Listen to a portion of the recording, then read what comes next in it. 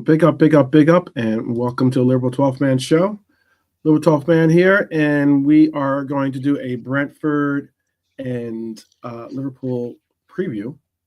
We have the Irishman with us today. Might be joined by some others, possibly KJ. I know KJ was said that he was going to be joining today, so he might be in the house as well. But for right now, we are going to be giving a little bit of some insight as to what we think is going to be the upcoming lineup for this upcoming game. A important game.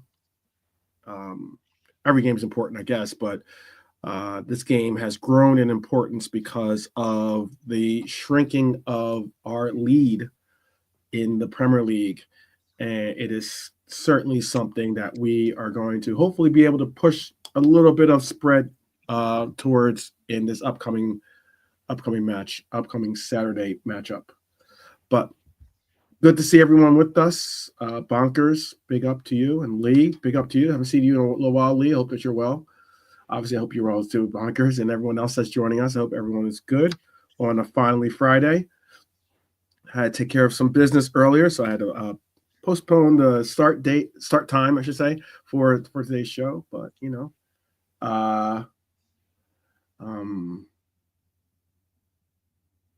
sorry to hear about your the loss of your parents' pet, Revenite. Good to see you all the same, though. It's not easy dealing with loss, but certainly it does make it a little bit easier if you get to have some people that you know that are on your side, and certainly we are all on your side as Reds. So, Brian, how's your Friday going? Yeah, pretty good, man. Rev, good to see you, man. Sorry to hear about that, but glad to see at least you're up and about. You're on the mend that way. You're still able to get involved.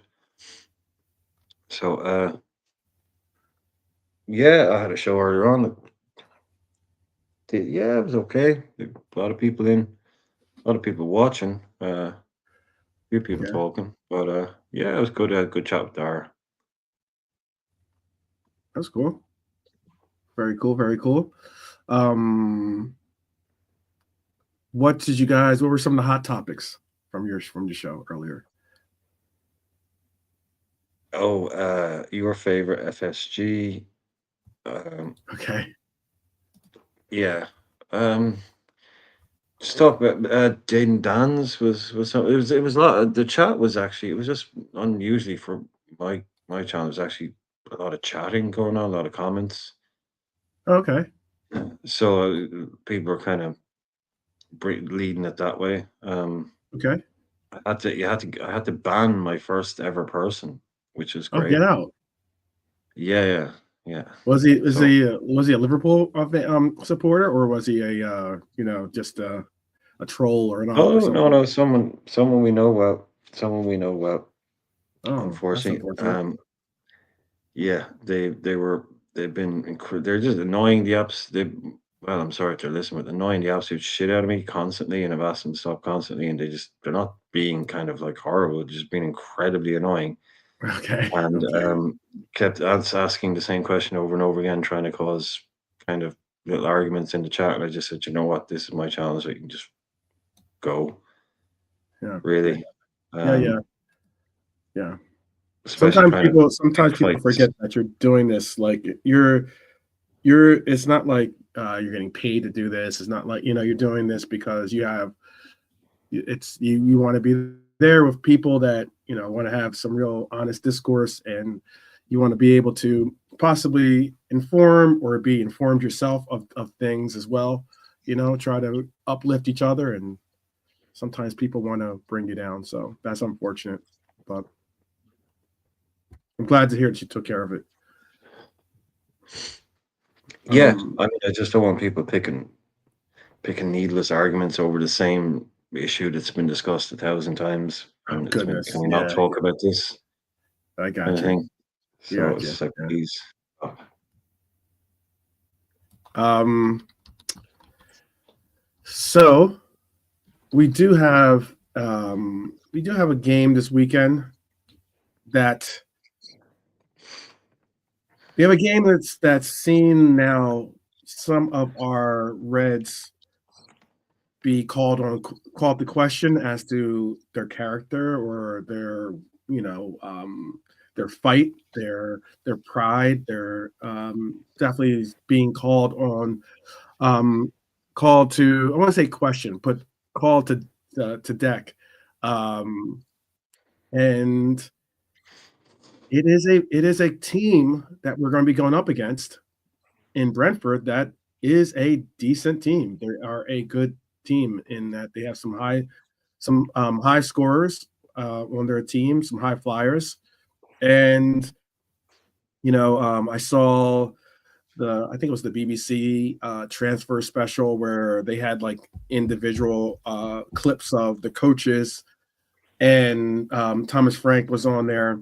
The clip about if he thought some of his players might be going, like Brian Bomo, um, or even who else was there? There was another player that they were thinking about trying to pick off. I don't know if Wisa is on anyone's radar or not, but I think there's another player on his team that people were like speculating might be on the outs, or might be someone. And he's basically, he does not look.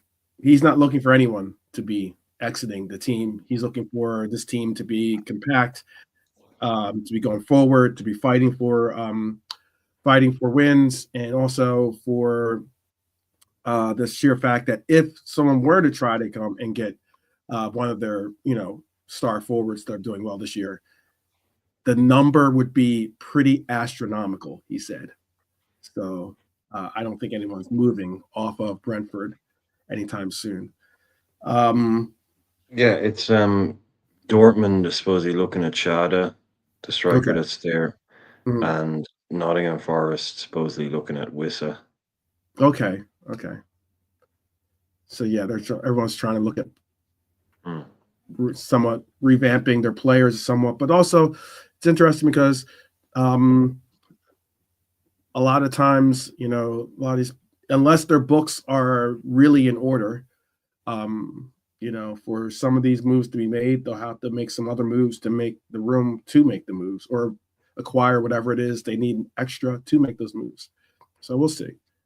But I know that Arsenal apparently had Brian uh, under their radar actually as well, maybe in their sights as well. That'd make sense. Having, as soon as they lost Jesus, they were going to start getting linked with someone. So I could see that. I could see that. Mhm. He'd be a cheaper option than Isak. If they wanted Oh, to do something in January, oh yes. they'd probably look at Mbuemo as somebody they could go and get, but he'd probably do okay for them. But that one makes sense. The one Visa to Nottingham Forest apparently is to depending on whether Awani gets sold Hmm. and Shada to Dortmund. Well, that's Dortmund, or they could probably bring him in if they wanted to, but he's only been there a few minutes, so that probably costs a few quid. Yeah, but Hmm. yeah, it's just a sign of how good they're doing that. Your players have been linked with not so much a bigger club in terms of Nottingham Forest at the moment. They're Clubs that are doing well. contending at least, or Yeah, trying. Dortmund, Arsenal, big clubs. So it just shows how well they're doing. And Buemo's gone under the radar now for, I know anybody who plays FBL will know he's someone you could, over the last 4 years, you could have just stuck him in your team. He probably would have done okay. 3 years. Right. He's I always have, yeah, performed. I have them in my team. I have both of them in my team actually. Lisa He's and always, Bomo. yeah, this is not so much uh, consistently more in and out good player, but Buemo, I think he's someone that if he does not, he's kind of like Jared Bowen. He's Hmm. proven that he can do it. He can score against most teams for a smaller team. So yeah, it's probably that he's not that big a name. He's probably he wouldn't be like a big name signing, but he costs a lot. But I think he could play for. But he could probably do a job for most teams. To be fair, so who he'd start for is different. But he's someone who, if he was on our books, I'm sure we'd be happy to have him. But you wouldn't go out and buy him, if you know what I mean. Yeah, yeah. And that's what I've had him actually on the squad for on and off the squad for a couple of runs here, but it's going to be an interesting situation because both those players are in pretty decent form, actually, pretty decent form, and it might be so. A lot of the topics that I've seen out there, some of the discussion points, at least that I've seen out there, have been related to our back line about how we've been letting a lot more goals in lately. Also, some people have been remarking about how we are giving up soft goals early, or like early soft goals. As that's what at least one commentator was, or content creator was referring it as.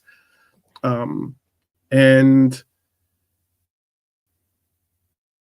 I was thinking, do you believe? Do you think that how do you think we can fix whatever is the issue with our defense, or with our lineup, or with our with the mentality to bring it? What is the that we're missing? What is it that we're missing It's a good question. from It is a this, good question. from what we obviously had earlier? Mm-hmm. Anyone in the chat can tell us too. Yeah, if I could tell you that, You'd be hired for you'd be yeah, I'd be on the staff. Yeah, be on yeah. the staff, right? That is the $1 million question: is how do we get back to that team? That's I think Slot was kind of alluding to it today in his press conference. There are games where we've kept a clean sheet, and there are games where we've conceded goals, not goals in multiples, but a goal, and pretty much played in exactly the same way. It's coming down to these fine margins. It's Mm-hmm. like I said before, I'm not obsessed with clean sheets. If we're winning 3-1, or 2-1, it's not like, especially if it's just the odd chance here and there. It's not if we're constantly conceding chances, I'd be more worried. You know what I mean? But Mm-hmm. I just think they kind of that's the way it's been even out over a season. They're one-off shot soft chances, or a guy team gets two chances in a game, they're scoring. I think that's just the ebb and flow of it more than anything else. Like I Right. said, if we were conceding like on average 1.8 a game, 1.5 a game, 1.8 would be huge, but 1.5 a game, and we're conceding lots of chances, I'd be much more worried. Mm-hmm. I just think it's a little bit of disruption, maybe keepers in and out, Ebo in and out. I'm not hugely concerned by it, to be honest, because like people say, they're one-off things, soft chances. Yeah, but that means we're snuffing out about 98% of it. Right. Okay. Okay. Yeah. It's not like we're getting um, run over, by a lot of these Yeah, teams or something. Like, I think it's uniquely interesting. The Forest goal was a weird goal, I would say, because of how it kind of caught everyone off guard. We spoke on it in that review that we did, where it seemed like it was a lot of just, this player is a little bit too far out of position. This player was a little bit was a little bit too far wide, or whatever, on the pitch, or wasn't exactly lining up correctly. Virgil did this, or Ali did that. It just seemed like there were just a couple of different options that ended up going against our best interest in that one. And next thing you know, here we are, looking at a 1-0 deficit against a team that's probably was going to play a low block and play a very, hey, have at it. We don't, we're going to stick a lot of people in the box and not allow for you to and try to just, you know, get a body in front of anything you shoot at the goal. This game coming up against Brentford going to be a different story. I think you're not going to have a case where they're going to set up in a low block and just allow for Liverpool to dictate the tempo and dictate everything about the game. They're going to press. They're going to try to push their own ideas of what they want to get out of this game. I think. Do you think differently, or? Sorry. Yeah. Look, these boys. Brentford. It's not so. Look, after when you need a result, or if you've had a bad one or something, there's certain places you want to go, certain games you want to take on. They're ever more Right. diminishing now in the Premier League. But Brentford away isn't one of them. Mm-hmm. It just isn't. It's there's only so much you can do. There isn't a switch you can flick, and Healer Mm-hmm. seems to have a switch flicking answer there. That there's a thing we can do. Other teams are involved in these games as well. All these other teams are involved in these games as well. That's the thing. Like Red is saying there, we're Yeah. not getting ripped. It's not like we're coming out of games going, Jesus, lads, come on, we could have conceded 6 there. We could conceded Mm-hmm. 5 there. It is slipping away, but it isn't like our defense isn't an enormous worry for me yet. Or Mm-hmm. not our defense, but our goals conceded record. I think we're still doing pretty well. But Yeah. it's happening in moments, yeah. It's happening in moments, but it's to me there's been a couple of games like if we play Forest every week, we might have issues. We play that kind of football every week, but I don't think it'll be uh, it'll be a completely different type of game. They won't do what Forest did. They'll try Right. and play their football. Right. They won't. It takes a brave man to go into a club and say, "Oh no, I'm not going to do fancy tactics. I'm going to play Right. anti-football against these big clubs and sell that to a bunch of fans." Right. Most managers can't do that now. Right. You need balls to actually do that. I think it takes as much balls to do what Nuno is doing as to do what Ange is doing, as far as I'm concerned. Mm-hmm. Yeah. Yeah. Yeah. Um, what do you? We it helps though that we are the first game as opposed to the second game. Or would you prefer to be the second game rather than the first game? In this, in that you're not necessarily. I'm not. I don't think that they're at the point where they're looking at the other games with the impact it has on the table, but all the same, it is you do have some idea as to how the other team has done. Regardless, you probably have some type of idea of how the other team has done. And would you rather be the second game in that Arsenal will be hosting Villa Oh, that in thing. that? Um, Yeah. yeah, like I was kind of saying what Slot was saying as well. Is like, don't care. Look, we play the game. If they play first, we play first. They play. You just go when you play it. He's saying like, does that give? He was saying like, does beating Brentford give an opportunity to put pressure on Arsenal? I'm like, that's disrespectful to Brentford for a start. Mhm. It's our job to go out there and beat Brentford. If that has a knock-on effect somewhere else, it does. But we're not.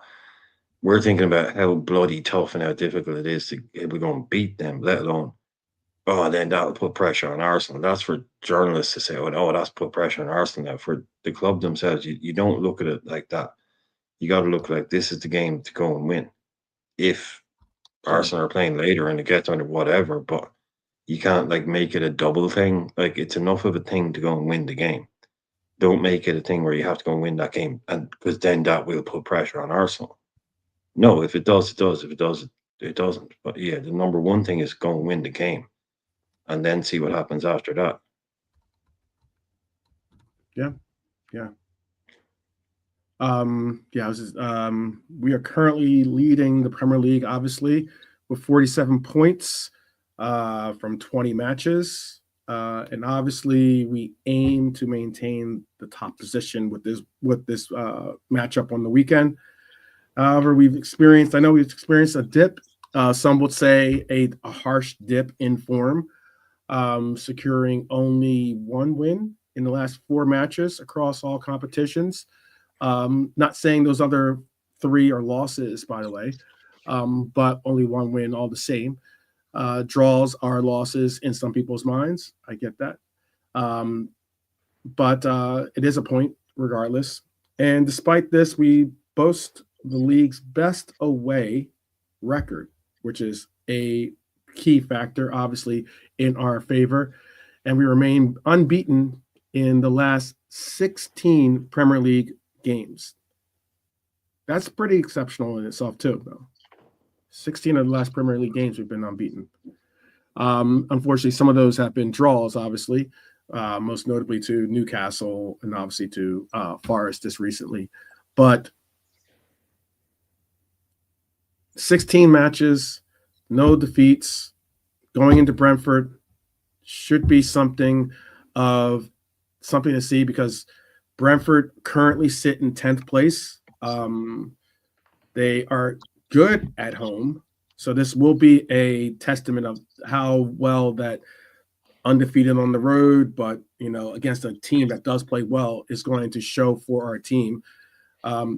City, I believe City was at Brentford, right? Didn't City play Brentford at Brentford? They just drew 2-2, yeah. They were 2-0 up and they came back. Brentford came back from 2-0 down. Yeah. Yeah. I just meant were they home or not? Yeah. Oh, sorry. Yeah, no, that was at Brentford. Yeah. Yeah. They've earned 82% of their points at G-Tech Community Stadium this season. They recently ended a 3-match home losing streak with the 2-2 draw, as Brian just spoke of, which shows their resilience to fight, because they were down 2-0 in that game, by the way, and battled back to make it 2-2.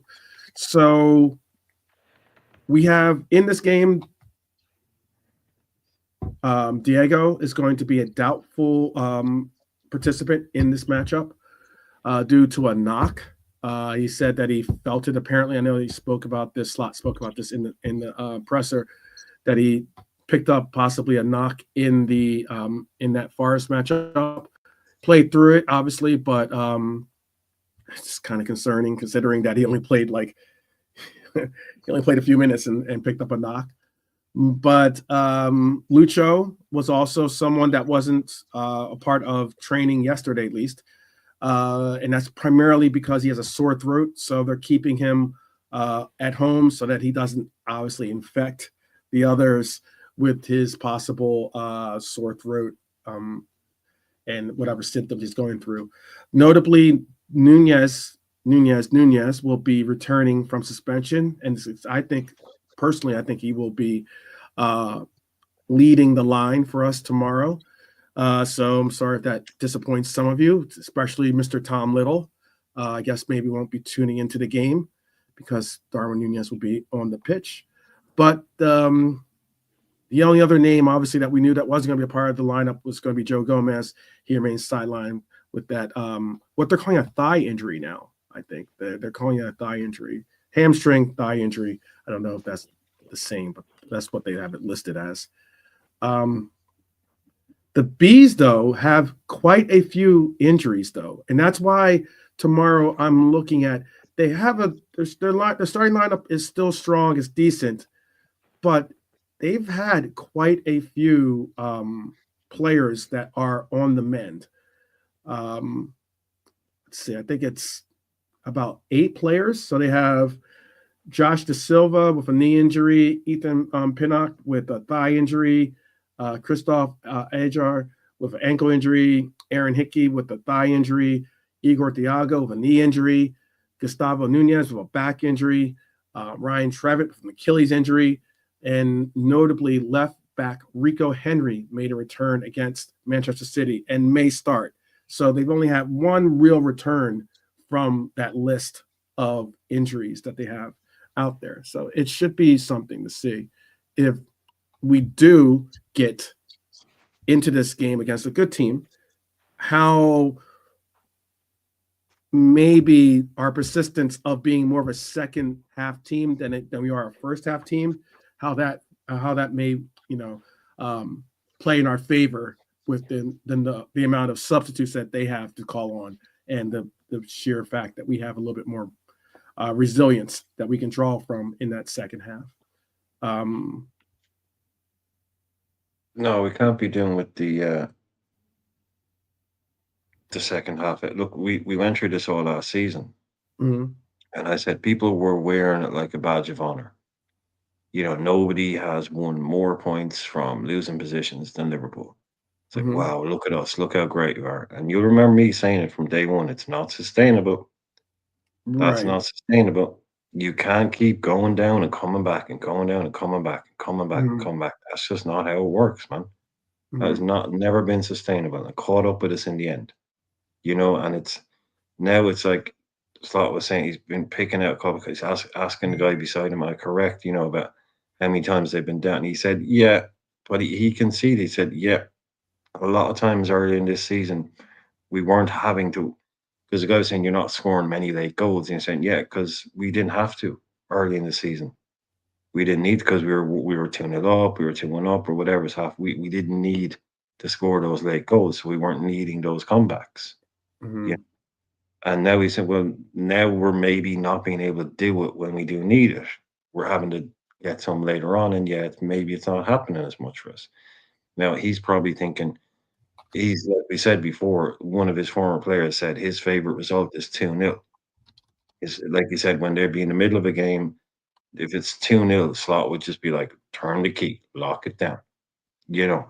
So he doesn't like going late for these kind of things.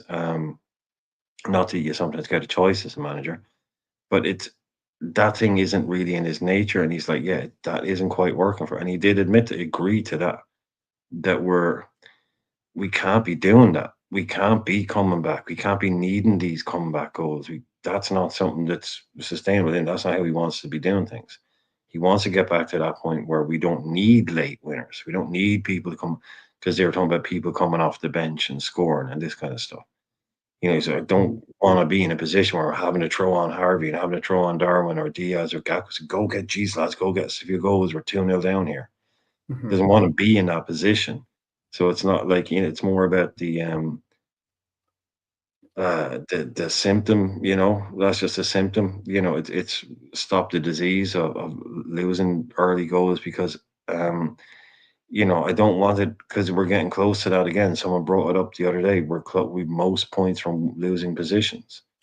mhm. We're I don't second. want that We're not first, but we're second. Yeah. Yeah, I don't want that shit because they did that on the game, and then immediately after they put up that Forest have only lost twice from winning positions this season. Now I prefer that stat.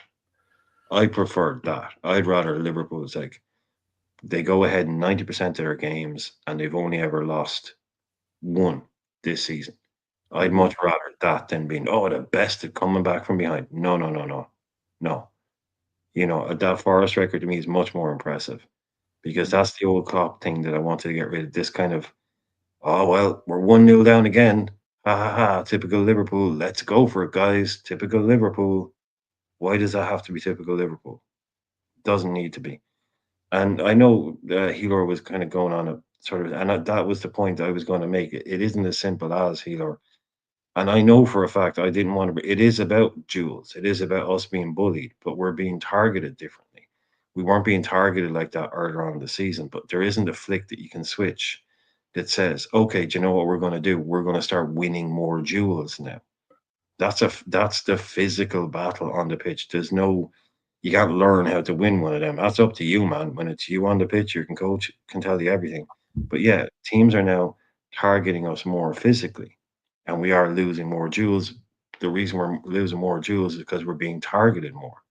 We're being engaged in more. So our numbers are going. But yeah, we do need to be stronger like that. But like I'm saying, there is no switch that you can go. You know what, lads? Tomorrow we're only going to score one goal, but we're not going to lose any jewels. Okay, cool. Yeah, yeah, that's what we're going to do today. No, man, tell that to Chris Wood and Milenkovic, and they come up and they start bullying you around the pitch. You have to win them. Yeah, that's the thing you have to do. So how do you do that? Toughen up, get stronger. No, we've got big, strong boys. Ebo, no one's going to bully him. No one's going to bully Virgil. No one's going to bully Robbo, Mac. So it's just about getting it into your head that you're going to be the one that does it today. You're not going to let them take it, like you said. They took our points at Anfield. We want our points back. That's what Klopp used to say. We want our points back. You beat us before. We want our points back. That's how we need to be looking at these things, and that gives you that edge. Yeah, understood. I think that you could say though the same way. I think he could make a higher emphasis on saying, win all your ground duels just in your mind, like as in some might think of it as like just as making that as your own, your own goal for the game is win all your ground duels, or don't allow for yourself to get passed in any pass by in any of your attempts on defense, or something like that. Some things that maybe you might not have as your top priority, but I think that Well, maybe no, that's they should, but what I'm saying is you can't just decide that you're not going to get beaten in well. a I'm not physical saying, battle. yeah, you can't just. Yeah, There's no a guy switch that can you can beat. say, okay, Yeah, now I'm just exactly. not going to do this, and that's that. Yeah, But I'm but just just saying, keep like it to one in a game. a higher, maybe Yeah, put it as a higher emphasis of, making it as like, for instance, like I know if I I would make it where I don't want to get beat. Let's say, going by any player, going, going by me, for instance, something along those lines. Sure, no, there's no switch to turn that on or off, but at least if you have that in your mind that you're going to make that well, extra effort or that extra, emphasis on trying to make sure that that doesn't occur, then that would maybe makes a little bit of a difference. That's well, maybe you what. should you should be turned up to 11 on that every day. Mhm. Virgil should be going out there going, I'm not going to get beaten today every time, every day. Right, It took right, me right. to me, it's that. Do you know what? I've been slacking on that. I'm going to turn that up a bit. Mhm. I just think if It can have a negative effect too, bro. Now, too, as well. That's why well, I'm if saying, if like, we get being able to balance it in your head. That's what I mean. Go ahead. yeah, but let's just say we're getting targeted with long balls 5 times in a game, right? Mhm, mhm, Or we get targeted 25 times in a game. You're mhm. probably going to lose more duels than the one where you get targeted 25 times. That's Okay. just simple maths. The more long balls get thrown, if you only have to deal with 2 aerial duels in a game and you're on form, you'll win those two. But if you're having to deal with 11, 12, one of them isn't going to go your way. So I think it's the fact that teams are just targeting us a bit more in that way is Mhm. why we're having problems, because like, yeah, you can throw pitches at somebody all day. Eventually, you're going to strike them out. You know what I mean? Like, I think it's just the fact Yeah. that our numbers are going down because we're being targeted more. I think that is a But part of it as well. It's not the only reason for it, but there is teams that like have like to do that against us. You know, um, yeah, just your one on ones really. If there's a ball in and you jump for it with a guy and he wins the mhm, header, you win the header. Or if you go 1-to-1 with a guy and he mhm. tackles and you win the ball, that kind of Right. basic winning There are duels, two like different ones. There's like the ground duels. I think and what aerials. someone was Yeah, referencing earlier, Hyler was referencing earlier, was ground duels. So that's anything that's obviously on the ground, and then there's aerial duels that are also any header opportunities. yeah, Um, yeah. We change. We change. Look, we roll with it. Like Slot's learning all the time. He said it in the press conference today. Brentford was the first team we played, and he based it like, "Oh shit! Well, if even a team like Brentford is this good, it's right. it is like there's guys in that team. This is the thing, man. The Premier League these days. I don't want to be going there looking for us. I don't want to be going to Brentford looking for a result. I just don't want to be doing that, and we need one. This is not a team I Mhm. want to be going to trying to. We saw like they don't give up. 2-0. How many times have lower league teams been 2-0 down against Man City? And what do? They just collapse. They just give up. They get bet three. They give away. It ends up Mhm. being 4-0 because in the last couple of minutes, Vardy all gets one and someone else. What do Brentford do? They say, no, F that, man. And then they come back and they get a 2-2 draw out of it. These teams are no mugs. No mugs at all. We need to be spot on down there. We need to be absolutely spot on down there. Because Thomas Frank, man, this guy, he knows what he's at too. This is not a place I want to be going looking for points. Yeah, certainly not. Certainly not. I wanted to also I'm gonna add in something as well. I'm gonna bring in Alante. Also, I wanted to share with you something that I saw on LFC Transfer Room. They don't particularly allow. They have a whole host of different guests or guest hosts that perform the duties of they're hosting the show, co-hosting the show. They don't take on like callers. They don't do those type of things. They do sometimes engage with comments and likes from people that are in the chat as well. They'll bring up some of the questions or comments, and they'll engage sometimes with some of their chats here and there.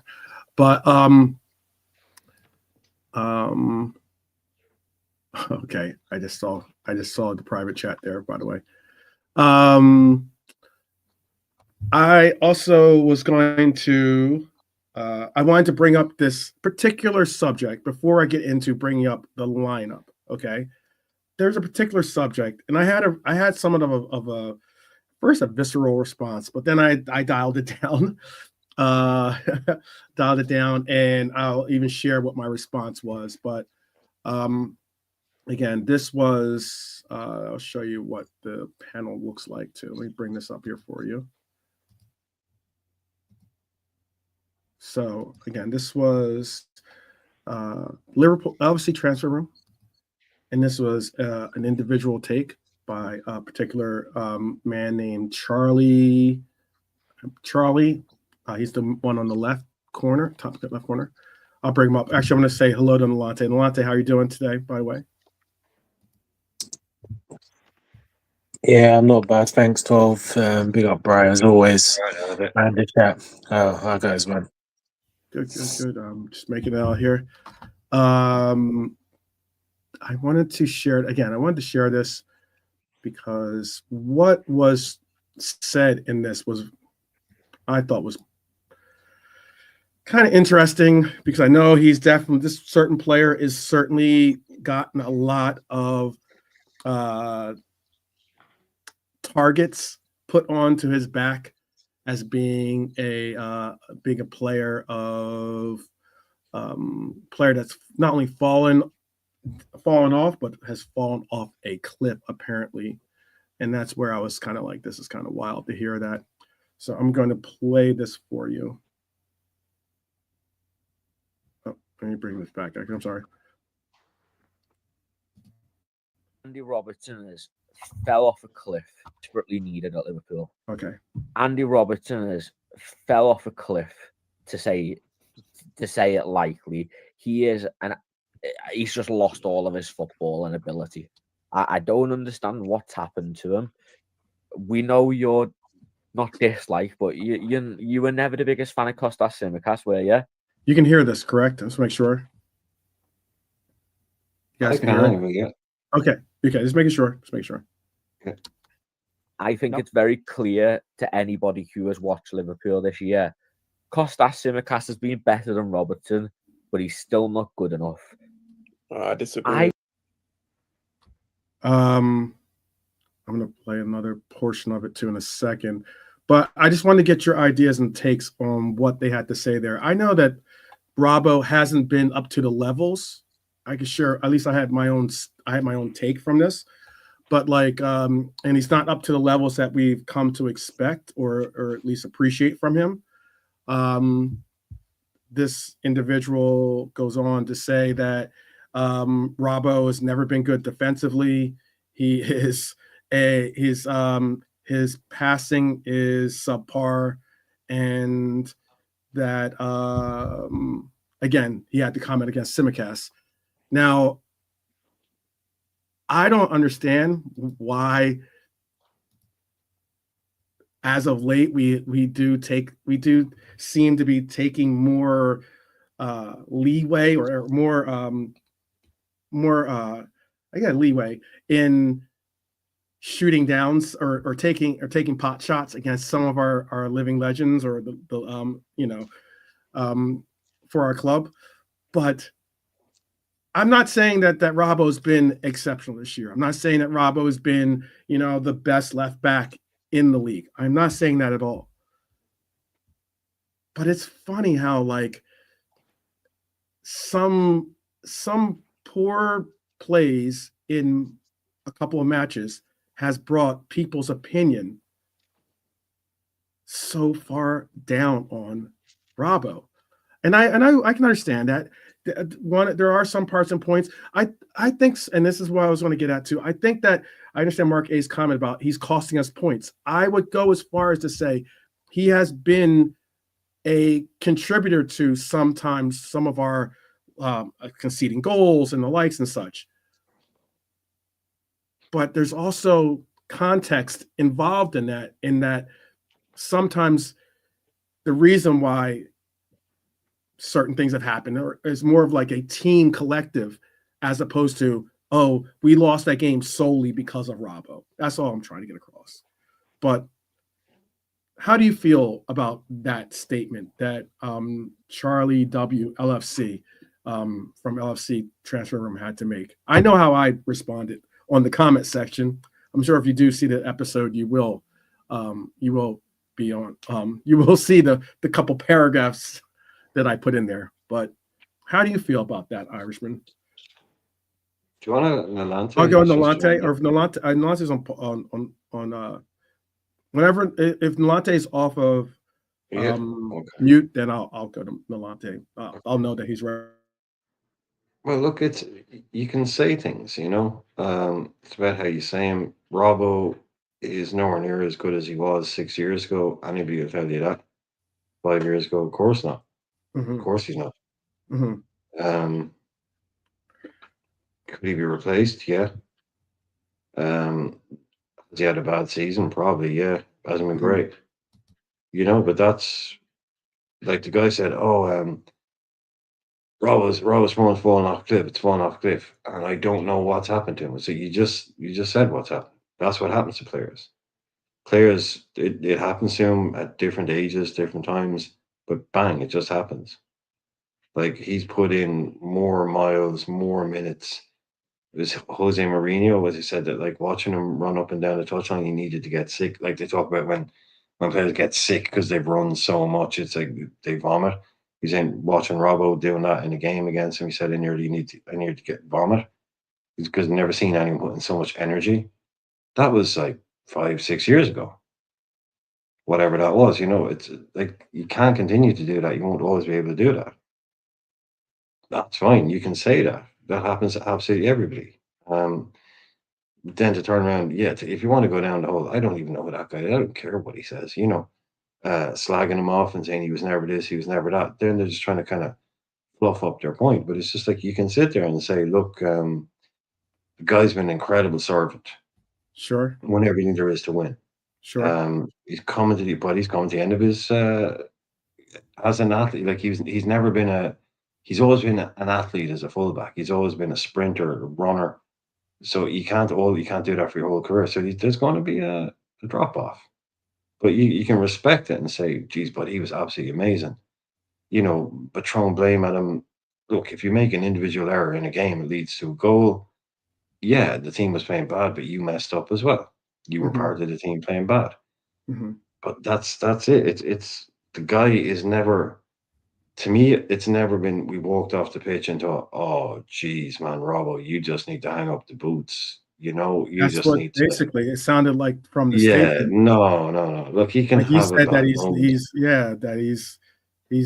his ability to play football is completely gone or something along those lines. I'm like, Yeah, well, I get that you're trying to emphasize your point, but yeah, Andy I wouldn't go as Robertson. far as to say that Robbo is like, looking like a Sunday leaguer out there or something. But even if that guy was correct and all of Robbo's ability to play football had evaporated overnight, he's still a million times better than that guy who was talking shite about him. And he's talking about playing the game. Yeah. Certainly. You know, so but there's no need for the we can all have a cogent argument about replacing a guy who probably does need to move on at some point soon because, like we're saying, it's just the amount of miles on his clock is ridiculous, Right. and he's Right. getting to the end of his time here more than likely or not. You know, whether it's this summer, next summer, or whatever. But he's not the future, as we say. But to start doing the whole, he was never that good at defending. You know, he was never that good at that. I mean, that guy kind of defined to be able to stand out as a fullback and a creative fullback in a team that had Trent in it for 2, 3 seasons, like he did, was phenomenal. Like he went toe to toe with Trent for assists, and people are saying, "Oh, he's an out and out defender," but he contributes. Yeah, it is. It is. It does get disappointing when you hear these guys like how clever they want to sound, but how short their memory term Yeah, appears to be. that's why that's why when I hear some of the takes, I get that. And again, I'm not trying to say that Robbo has been fantastic or he's been, he's had a, stellar year. This is one of his best years of his career. No, I'm not saying that. But what I It's am, the rewriting. It's the history rewrite, as Pops calls yeah, it, the rewriting of revisionary history. history writer, somewhat in a sense. Yeah. Um, Yeah, because I'll share with you what I said, and when Nolante, when you're ready, just come off mute and I'll or pop off. Okay, that tells us something right there. Okay, I can share with you what I responded, at least a portion of what I responded, because I did have quite a, like I said, some slightly, it pushed a button somewhat because to hear him say, "Oh." I will admit there are parts and points that he did. I do somewhat agree with. I'm somewhat disappointed in our abilities for our corners or for our opportunities from corners, for instance, whether it's Robbo or even Trent this year. I haven't really been really over the moon with the crosses that we've had from them from our corners. For instance, in a game like Forest, we're fortunate that we did score off one, namely though was Simicast that did score that made the assist from it. But we had at least 8 or 9, I think it was like over 8 corners in that game, So that's a lot of opportunities. And a lot of them didn't even get past the first man. That's an issue. But I just think that it's the fact that Robbo does have, honestly, I believe he has defensive abilities. He has good football IQ. He has tenacity on the pitch. He's obviously a leader. He has solid defensive skills. He puts all those things together. He gets it out of his head about like not trying to make a mistake or the likes. Is somewhat similar to what I was speaking on with the win every ground duel, win every aerial duel, having that as a set. Sometimes if you do have that set, especially if you're a Robbo going through this transition of trying to get your confidence back, if you do miss out on winning a ground duel or you do get, passed up by a winger, does that deflate your confidence so much that you're stuck in your head, that you can't just have that Mamba mentality to go and just win every duel going forward then, something along those lines, excuse me. So in it though, I just couldn't get over the fact of him saying he's a liability. And these are his exact words. He was a liability. He has lost all of his footballing ability. That's just way, way, way too far. It's like as Stephen A. Smith says over here on our side of the pond, that is blasphemous of a club legend for sure. But that's just blasphemy when it comes to that. There's ways you can be critiquing and critical of a player, but to go as far as to say that he's not even a football worth lacing up the boots is ridiculous. And my pushback also was because he also went on. This was an episode about possible players that might be joining our club. Apparently, Alphonso Davies agent is going to be in England visiting teams. Liverpool is one of the teams that he's going to visit as well. Now, we all know that it's been reported that Alphonso Davies is interested at going to Real Madrid. That's obviously was one of his top choices that he put out there. He hasn't re-signed an agreement with Bayern Munich. It doesn't look like he's going to as well. He could obviously leave on a free. It could be a case where we could possibly make an offer to Bayern Munich in the January window to see if they're interested in at least getting some type of very similar, some type of compensation for the player rather than have him leave on a free at the end of the year. But all I'm saying, I think this is also the agent doing what agents do, and that is go out there, tempt, see what the other offers are, be able to utilize them as negotiation pieces for when he does go to Real Madrid, or if he does want to say, oh well, look, this is what Liverpool's offering me, can you match it? Or this is what Manchester City's offering me, can you match it? Or whoever else he's going to. I don't know if he's going to City or not, but this guy Charlie ended up saying that Alphonso Davies isn't a good player either. That he's just a speed merchant that's on the left side, and he's much like Kyle Walker without the defense. Basically, is what he referenced him as, and he's just able to utilize his speed as an ability to pull off recoveries when it comes defensively. Again, everyone's welcome to their own takes. I don't agree with that, but is Alphonso Davies someone that we should look at bringing in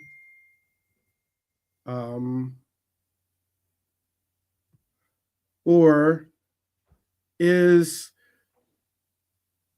he, and also B, is he possibly not recognizing the fact that if this coach was to utilize a more proper rotation with our left back, we could possibly be able to get everything that us as the fans are looking for or have seen from Robbo, possibly. If we were able to get a better rotation out of it, if we were able to get it through that Robbo is more of a platoon player as opposed to a guaranteed starter for the club going through this, at least for the rest of this calendar year, to get whatever we can out of Robbo. Could that not be a possible solution to everything that we're ailing on that left flank?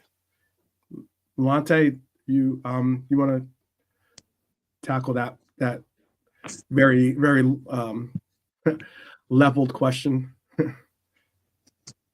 Oh, pick up yourself, man. It's been doing your journalism homework, I tell you, man.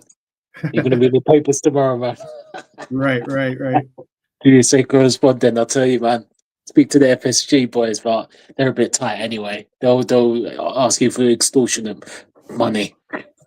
And also Davies is probably going to ask for, if you think. I mean, I don't think we're getting him. If you think Trent's asking for a lot, yeah, Davis, for about the same. As the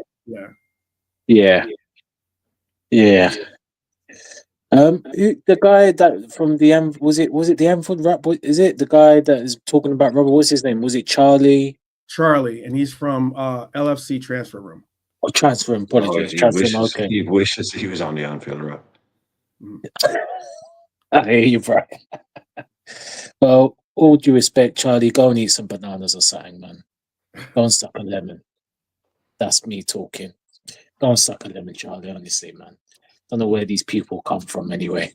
These silly rumors there. And Brian, you said it perfectly about Robbo.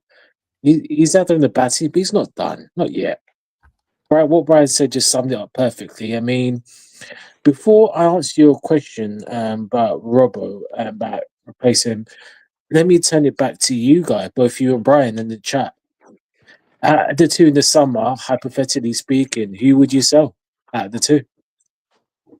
If we're going to get a new left back, who would you sell? Who would you let go out of the two?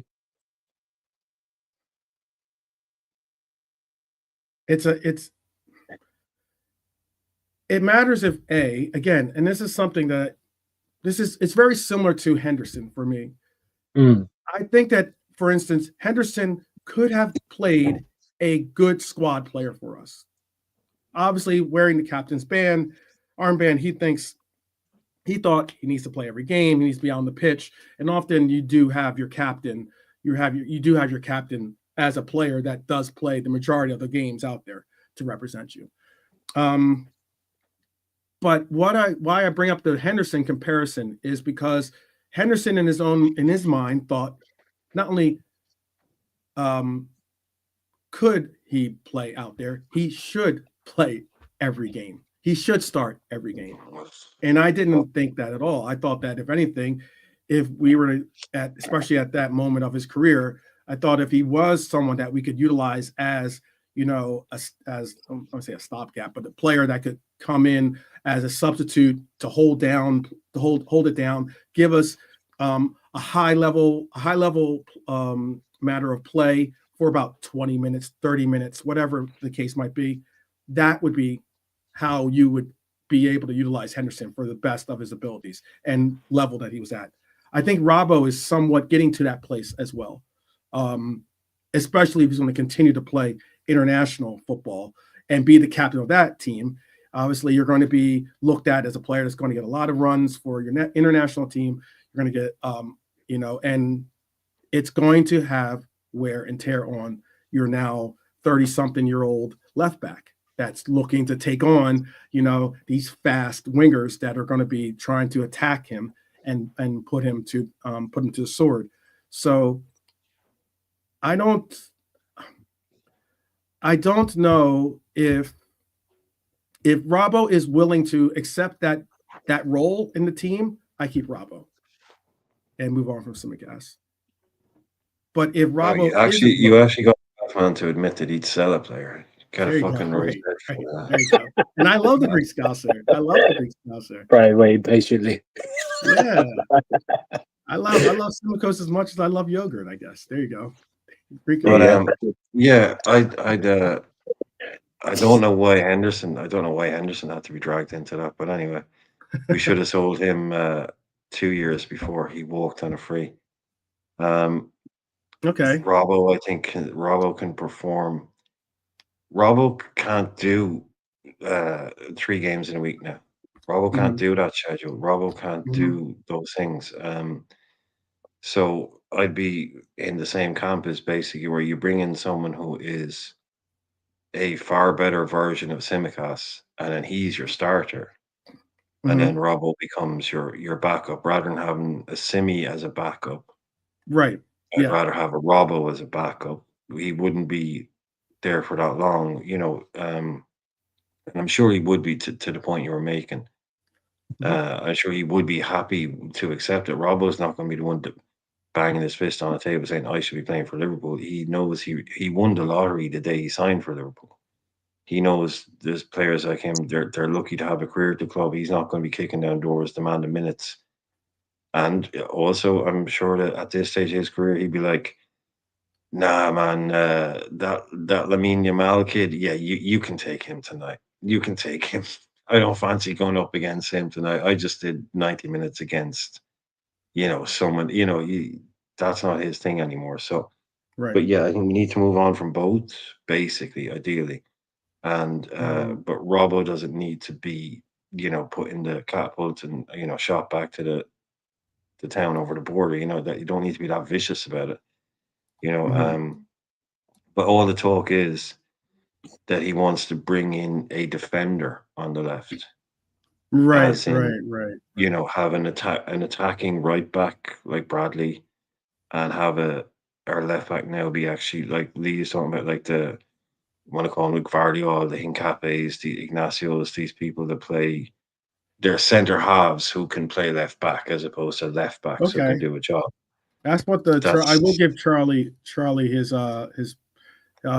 credit that he did say that he believes that the the formation of choice would be 4 center backs basically in the back line. Kinda, yeah. That's apparently the direction Slot wants to go in. He doesn't want to. He doesn't want to go with an overlapping. That's why to me, Alphonso Davies is just a straight no, on top of Yeah. many other reasons.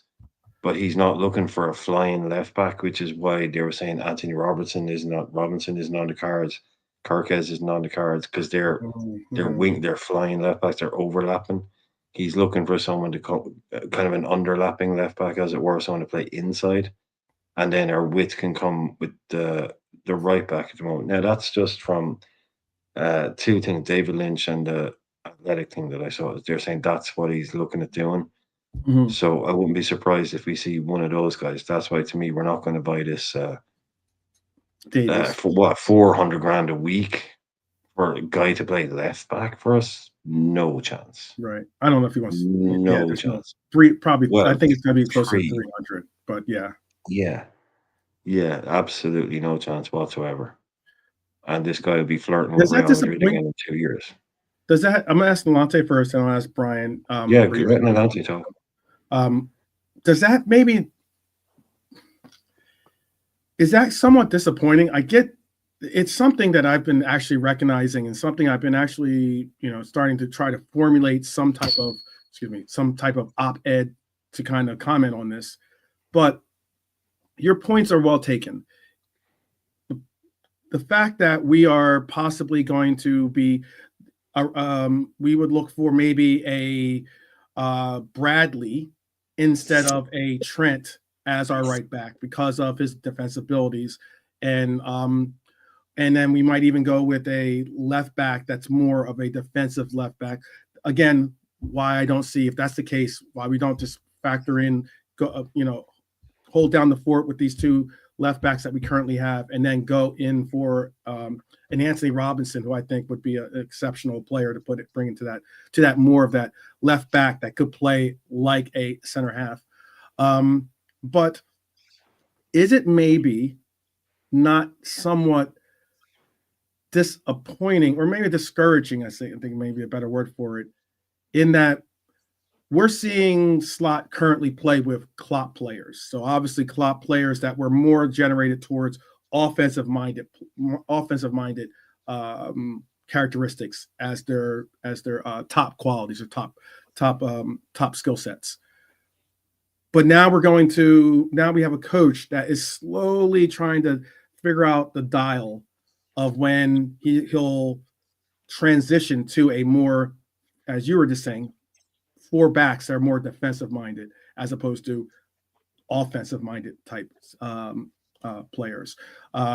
Maybe even going with a more of a false 9 style striker instead of a out and out right striker. We've been blessed by having obviously Salah on the right wing, and obviously having Cody and having Lucho on the left being great outputs for our offense. But even that might change eventually. That Salah is going to be transitioned out, and maybe with Lucho possibly going in the summer, or maybe looking for a move to the summer, or maybe even I don't think Cody's going anywhere, to tell you the truth. But is that maybe a little of a concern as to, and maybe difficult for us to all get our minds kind of wrapped around, in that this high octane, ability of just scoring machine might be transitioned into this, let's get a 2-0 victory, 2-0, let's just hold down the fort style strategy when it comes to the club. Is that concerning?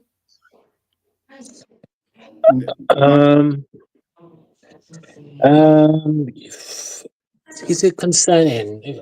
Not really, no. Not really, no, for me. At the end of the day, there's a style of play, and again, much as the last games we've been disappointed in little things like Pissot, fair play to him and the plays, because easily it could, you just don't know. I mean, you just don't know, and once a manager's been there for more than 5 years, like Klopp, 9 years, a system implemented from all the way, not just from the top, all the way down to the under 10s throughout the whole Liverpool academy. So, he's come in and obviously, he's tried to implement those. Some players will it's a Dutch way of playing. It's a Dutch way of playing. I don't know what's going on in the background there. Someone's slamming doors or Okay. okay. No, not here. Okay. Oh, it might be. Go ahead. You're good. okay. Cool.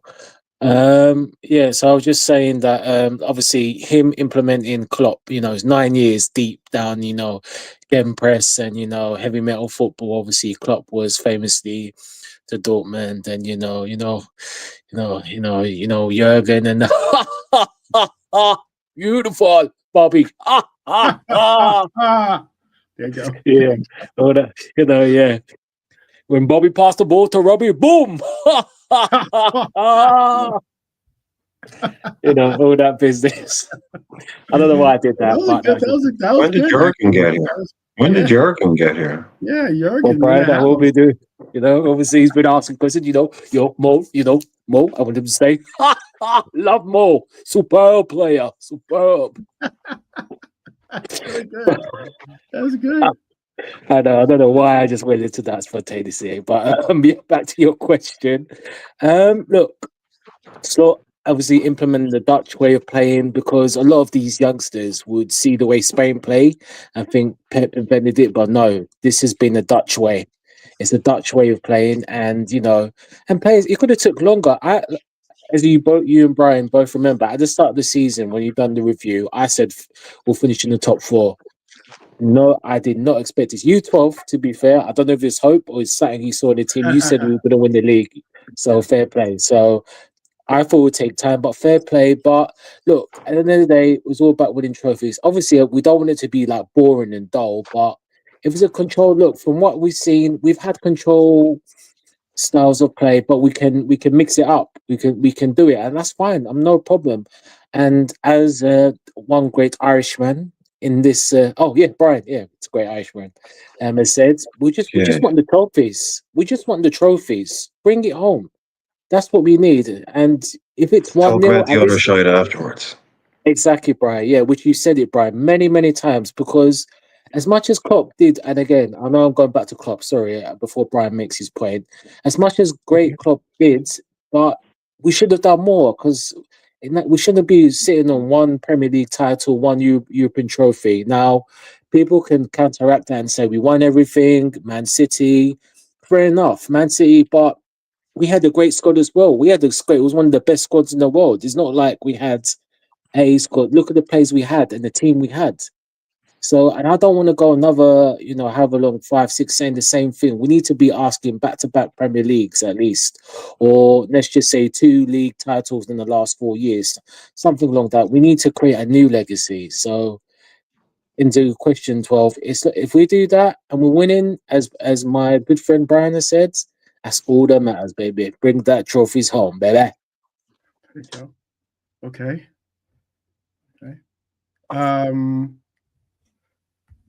Well, Brian, do you want to take a stab at that? Basically, because I really get that sometimes when it comes to the transition of fans to the rightful interpretation and patience that you have to show, and just more so interpretation of what we're going to be getting and what their expectations are.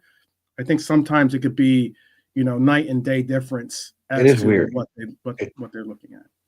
It is weird when you get these guys like, and they like, if I was going to a room with one of these tactics guys or one of these stats guys, that does it for a living, I'm not going to last 5 seconds, I don't ever pretend to be one of those people. Like, that's not why, I don't know, people ask me to be on their show because I came on and talked shite, not because I came on and broke down stats or tactics or anything like that, Right. Right. I just read the game as I see it. I can look at the numbers, I can use them as a guide. They can help me if I'm thinking about things. But, it's like, you should never forget really like your base core understanding of what you're watching and what you're seeing and what you know is happening, and use like your life experience, your experience of what's happening in football. And these guys come on and they like to act like they've got all the kind of the knowledge, and then they come around and they say stuff like this that makes you really kind of wonder, what do they even watch the game? Do you even Do they pay watch the attention game? to the Right. game? Are It's they sort of really? like, Yeah. Are they really students of the game like that? Yeah. yeah, they let themselves down a lot. It's like Robbo isn't doing what he did under Klopp. Bingo, 10 points for you. You know, like someone who's 32 isn't as good as they were 8 years ago. Fucking bonus points. It's like, come on. The new manager is coming in. The guy, he hasn't bought a single player really, other than Chiesa. No manager does that. No manager takes over a major football club and makes basically zero signings, other than a guy who shows up in January. It's like this guy is going to want to change things. He's going to have different ideas, and yet he's fitting players in to do what he wants now. They can't see that. They can't see that, like you said, we had a team that was, built under Klopp, the majority of it, especially the fullbacks and the defense and the attackers. And it's going to take time to move away from that. It's going to take time, but it's not like he can't come in and flick a switch and go, yeah, we play football like this now. He will want to make changes, and he'll make different changes. And it's like, why do you think Klopp, or why do you think Robbo doesn't look as much like Robbo in a slot team as he did in a Klopp team? I mean, the answer is staring you in the face. But these guys want to come on, they want to slag off our players. They want to, like, it's always like, they're that kid, it's the oldest one. It's like, he's talking about 2 weeks, 2 weeks. He's talking about 2 weeks, building up the courage. He's talking about this girl for 2 weeks. He's talking about her all summer. She's the best thing ever. She's the best in the world. He's gonna do it. And he goes up and he finally asks her out, and she turns him back or turns him down. He said, "Nah, I never fancied her anyway." It's just like, no, you were in love with this girl. She was the best thing. Yeah. As soon as she knocks you, I never fancied her anyway. Right. That's what fans go with. Like, with these players, it's like, as soon as like he might be leaving, so yeah, well, do you know what? Actually, was he really ever that good? Or was it just because he was playing with this guy? Was Trent really that good? I was just going to say, Trent Yeah. has been put to that kind of treatment quite a bit this year. Quite a bit. Oh yeah. They never fancied her anyway. Classic with Trent. I'll let him go. Now all the people that were defending was like, yeah, well, I'll say it now. Actually, people are right. He isn't actually that good a defender. So if, Real Madrid think they're getting a defender, they're not. They'd all come out of the woodwork. Yeah, Robert's putting out there that that Robbo has been a part of 10 clean sheets this year. That's all competitions, because I know that he's been a part of, he's played 19 matches in the Premier League, and he's had 4 clean sheets so far. 25 tackles made, 15 tackles won, 10 interceptions, 21 clearances, 6 headed clearances, 1 foul, 2 yellow cards, and 1 red card, obviously. Up the women. Big up to the Liverpool women's, by the way. Yeah, up the women's. Big up. Yeah. It's a lot of revisionary history when it comes to sometimes the interpretations, and also maybe it's the ability. Maybe this is just, again, speculation. I'm not a therapist, nor am I. I would like. I know there's only apparently we do have a doctor in our midst, possibly, but I don't know if he might be with us or not. But I would go as far as to say it's an easier way for you to get over a player possibly moving on or possibly not Exactly. or, performing to you start to say, oh, he never was that good anyway. Oh, Yeah, we don't need never fancied her anyway. It's the copium. Right. Right. You just tell yourself that and you'll feel better. Right. So big up, Marion, by the way. Good to see you, by the way. As always, one of our red jewels in the house. Definitely. I found it interesting though that statement that he brought up. I'm going to bring up this lineup before we bounce out. We have about 45 more minutes left of this at least 45 more minutes left of the show. So, but it was very interesting to see when that particular individual that was hosting that show seemed to be pretty hell bent on downplaying Robbo, he downplayed Trent earlier, downplaying Robbo immensely as being, some of the wording that he utilized for Trent. I'm again not saying that Trent has been exceptional. That Robbo has been exceptional in every game, but it's also, what's interesting is that one blemish can sometimes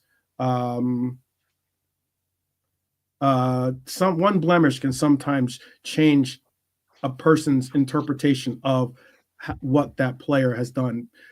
He was the result of a goal. Was that bad? Yes. Was it something that is that something that is unexcusable? I wouldn't go as far as that, but he made mistakes when he was good as well, by the way. Yeah. Like he made mistakes when he was at his peak when he as was well. when he was being highly regarded. Yeah. But I was just in case Norm is listening, we can see the message. Norm, he's in the back of a car on the way down to Brentford, staying overnight. So Oh, big up, on Norm. to the game. Big up, Norm. Definitely, Yeah, we big can up. see it, man. He's on that motorway Wi-Fi. Yeah. Yeah. He's on that motorway Wi-Fi. So you got it, man. You landed it. Yeah, Big up. definitely. Represent. I know that we're not asking for you to text and drive. So, but really No, he's cool. in the back of the car. He's in the back. He's getting chauffeur driven. Norm doesn't drive. Norm gets driven to places. He's getting Norm's a high man in high places. Yeah. Chauffeured. Norm is in the back of the car. Yeah. There you go. Definitely cool. Safe travels. Also, let us know how the game goes. Share with us your adventures. I love the fact when people get the opportunity to go to the game. We all live vicariously through you being there, and we definitely hope that you have a great time. Off to London, right? And I just wanted to make sure that that was something that definitely poked the bear a little bit when it came to seeing sometimes how Scapegoat FC rears its head once again, and albeit was it bad for him to have let the goal in or let a goal in couple. I think he had the red card was. Hey, I didn't think that was a red card, by the way, but still all the same, the red card that he got hurt us. It was a bad play. Also that he did.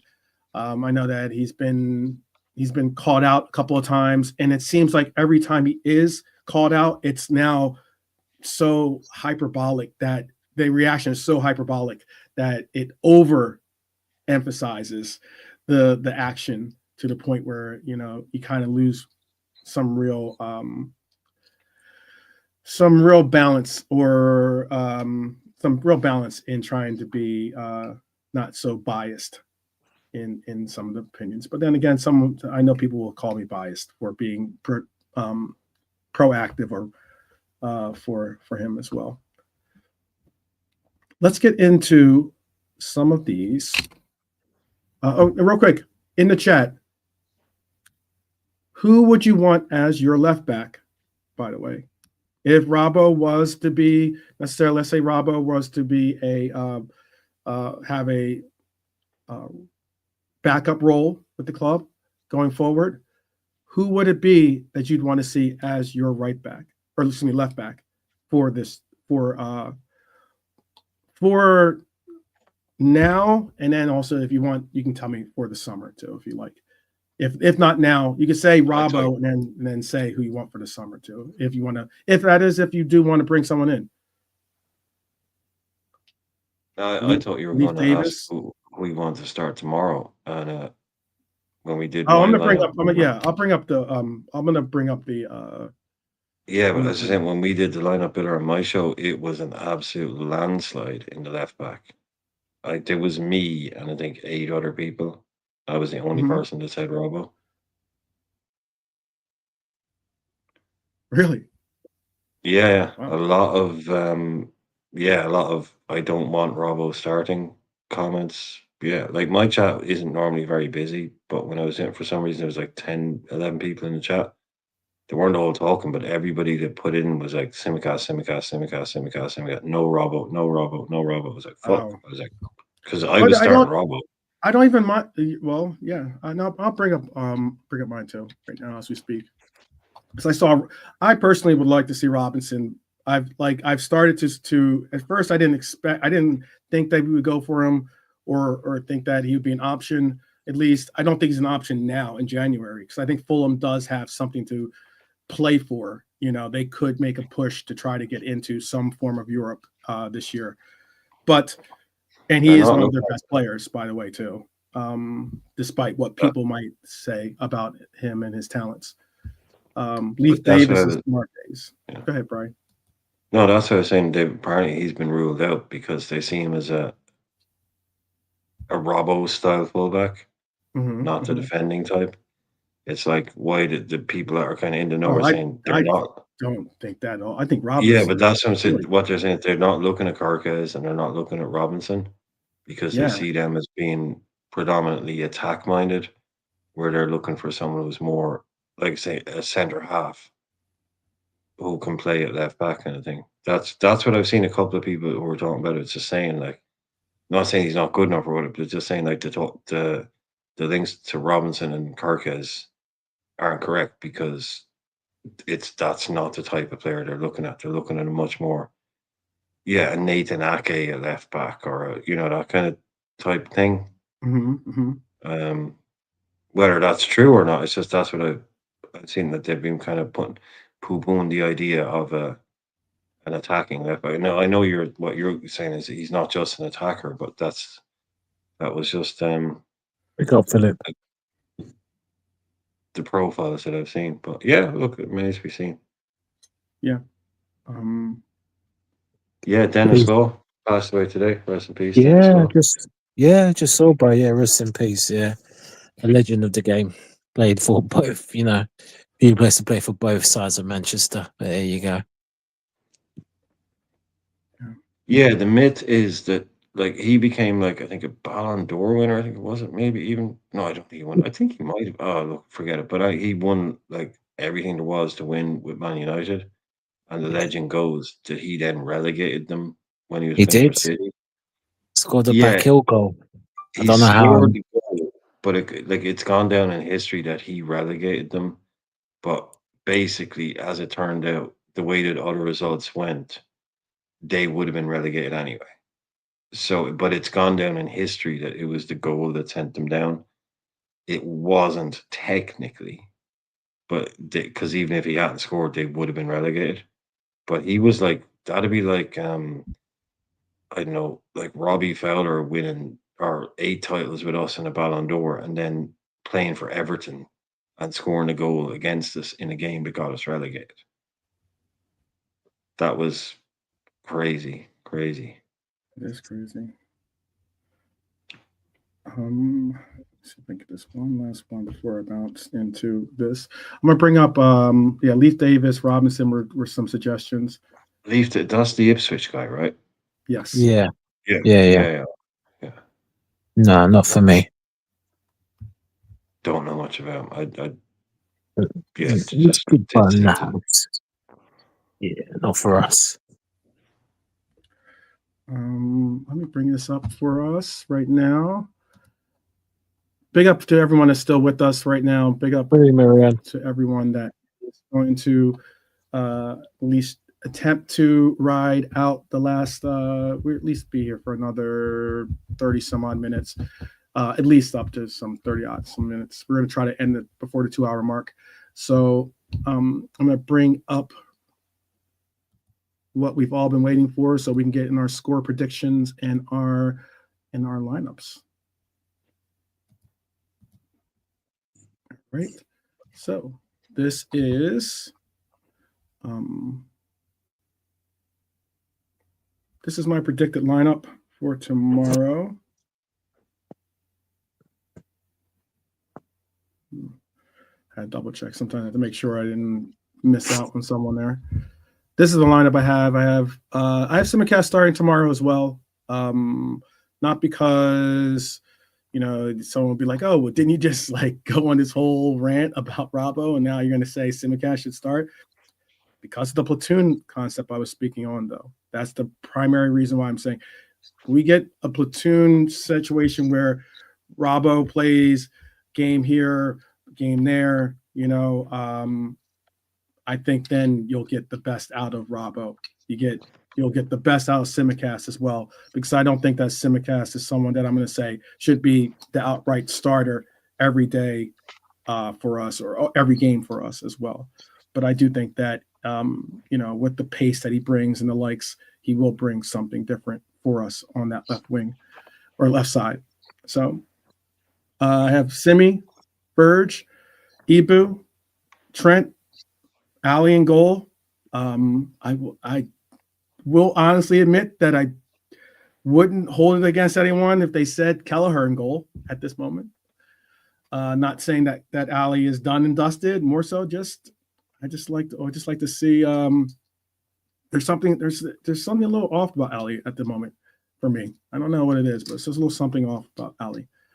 But he is playing through it, and some people say it's the best way to get through something is to play your way out of whatever you're going through. I have the same midfield that most of us probably have. If not, maybe some might have Curtis Jones in there. Maybe you're as bold to put Elliott in there. If that's a bold choice, considering that it doesn't seem like there's any real pathway towards Elliott getting starts, unfortunately, even though I think that he should have at least an opportunity to start. I am going to say if Lucho's got the sore throat and the likes, and he's maybe eating the chicken soup, trying to get better. I have Cody on the left wing, and I have Nunez starting in the 9, and I obviously have Salah on the right side. Is there everything, or is there anything about this lineup, Nolante, that you would do differently? And this is you could tell us your lineup, but then also tell us what you think Slot is going to go with, because this is more of what Slot was going to go with, not personally my preference of lineup. If it's up down to me, I would play Kelleher. That back four would be fine. I mean, personally, I wouldn't start Ibu. I think he's been rocky, but unfortunately, it's because of Kwanzaa's thing. Is he's not 100%. So I guess we'll keep that to a T. But Ibu really needs to pick up, honestly. Mm-hmm. In the midfield, I would actually start Jones ahead of Mac. Okay. I just feel we just need more control of the ball, him, Grav and Sob. Up top, I mean, I know the Jota thing about doubtful, but I mean, if he's fit to play, I'll play Jota, and I'll stick to what I said the other night. I'll start with Chiesa ahead of mine. But he won't do any of it. I was going to say. Say again? I'm sorry. No, it's okay. But I said he won't do any of that. He'll just revert to type slot, in my opinion. Okay. All right. Revert to type is a very harsh way of putting it. Oh, he's bro, but he's got his plays that he will want to start. He's not. I think Slot is not in the best of. Slot is not in Nolante's. No. Best at heart spots right now, and I can understand that completely. I can definitely understand that completely. Go ahead, Brian. Do you want to give us a shout as to what you think?